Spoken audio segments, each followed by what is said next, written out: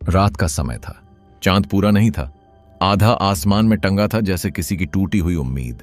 हवाओं में सन्नाटा घुला हुआ था। पुराने कब्रिस्तान की दीवारों पर काई जमी थी और झाड़ियों के बीच से आती ठंडी हवा जैसे किसी बीते जमाने की कहानी कह रही थी। इस कब्रिस्तान में लोग दिन के उजाले में भी जाने से डरते थे। कहते हैं कि रात के सन्नाटे में वहां से किसी लड़की के रोने की आवाज आती है, जैसे कोई किसी को पुकार रहा हो, अपने अधूरे प्यार को। उस लड़की का नाम था रूहानी। रूहानी गांव की सबसे खूबसूरत लड़की थी। उसके काले लंबे बाल, मासूम चेहरा और मुस्कुराते होंठों में कुछ ऐसा था कि हर देखने वाला ठहर जाता।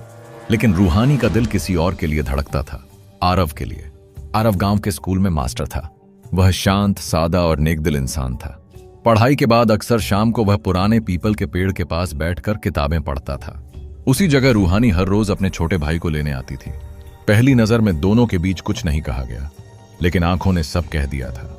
धीरे धीरे उनकी बातें बढ़ीं, मुस्कानें जुड़ने लगीं, और फिर एक दिन आरव ने कहा, रूहानी, अगर मोहब्बत में सच्चाई है तो हमें किसी की नजरों से डरने की जरूरत नहीं।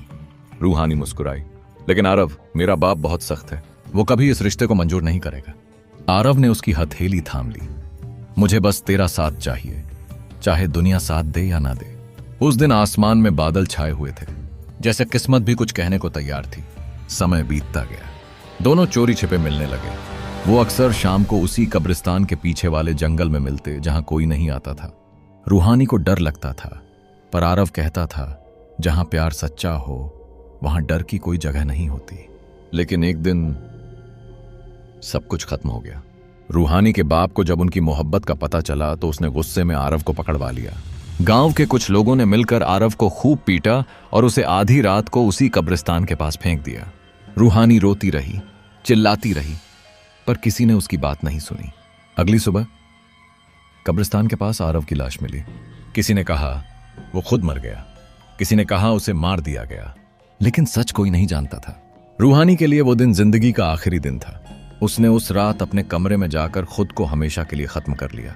उसकी आखिरी चिट्ठी में लिखा था, आरव, अगर मोहब्बत सच्ची है तो मौत भी हमें अलग नहीं कर पाएगी। लोगों ने दोनों की कब्रें पास पास बना दी। एक पर लिखा आरव की याद में, दूसरी पर रूहानी की याद में। और फिर समय गुजर गया।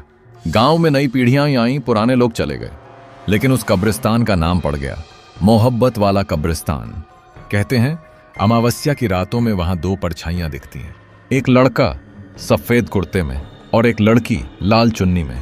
दोनों हाथों में हाथ डाले बिना कुछ बोले बस चलते रहते हैं, जैसे वक्त थम गया हो।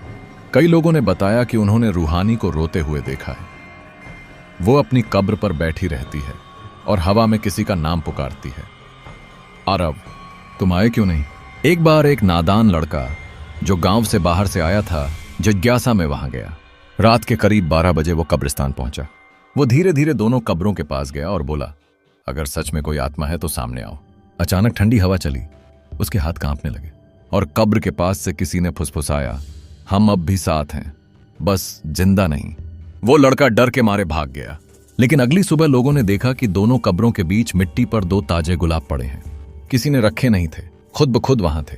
गांव वालों का मानना है कि हर साल आरव की मौत की रात को रूहानी की आत्मा आती है और उसके साथ बैठकर बात करती है। कभी हवा में हंसी सुनाई देती है तो कभी किसी के रोने की आवाज। लेकिन सबसे डरावना पल तब होता है जब सुबह होते ही वो आवाजें बंद हो जाती हैं, जैसे वो फिर किसी दूसरी दुनिया में लौट जाते हों। कई बार लोगों ने देखा कि जब कोई जोड़ा वहां साथ में आता है तो हवा अचानक रुक जाती है। कहते हैं रूहानी और आरव की आत्माएं उन्हें देखती हैं और आशीर्वाद देती हैं कि उनकी मोहब्बत अधूरी न रहे। पर अगर कोई वहां मजाक उड़ाने जाता है तो उसका हाल बहुत बुरा होता है। एक बार कुछ लड़के शराब पीकर कब्रिस्तान में गए। उन्होंने हंसते हुए कहा, देखते हैं वो प्यार करने वाले भूत अब भी हैं या नहीं। रात के कुछ ही मिनट बीते थे कि अचानक एक लड़के ने चिल्लाया, किसी ने मेरा कंधा पकड़ा। बाकी सब डर के मारे भागने लगे। सुबह जब गांव वाले वहां पहुंचे तो एक लड़का बेहोश पड़ा था। उसके हाथ में किसी ने खून से लिखा था, प्यार मजाक नहीं होता। उस दिन के बाद से कोई वहां रात में नहीं गया। वक्त बीत गया, पर उस जगह की हवा आज भी वैसी ही है, ठंडी, रहस्यमयी और दर्द भरी। एक शाम जब बारिश हो रही थी, एक बुजुर्ग आदमी वहां आया। उसने दोनों कब्रों के पास फूल रखे और बोला, मैं आरव का छोटा भाई हूं। आज भी लोग तुम्हारी मोहब्बत की मिसाल देते हैं, हवा हल्की चली, जैसे किसी ने उसके आंसू पोंछ दिए हों, और फिर धीरे धीरे आसमान में चमकता चांद बादलों के पीछे छिप गया। रूहानी और आरव की मोहब्बत आज भी अधूरी है। कब्रिस्तान की मिट्टी में वो सांस लेती है, वो महसूस होती है।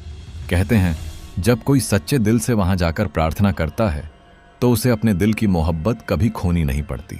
पर हां, अगर किसी ने झूठ बोला या उस प्यार की कसम तोड़ी तो वही कब्रिस्तान उसकी मोहब्बत छीन लेता है।